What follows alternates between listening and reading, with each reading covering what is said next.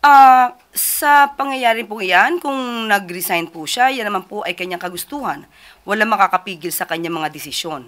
Ngunit kung magkakaroon man siya ng kaso at maisasampa, hindi po niya ito maiiwasan.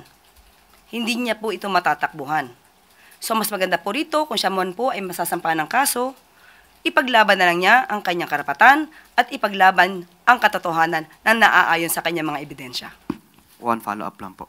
How important po ba si Mr. Zaldico dito po sa gitna po ng mga investigation sa flood control controversy? Kasi lumulutang po yung pangalan niya for the past week sa mga hearing in the Senate pati po sa House of Representatives. Kung nababanggit ng kanyang pangalan, definitely dapat niya po itong sagutin.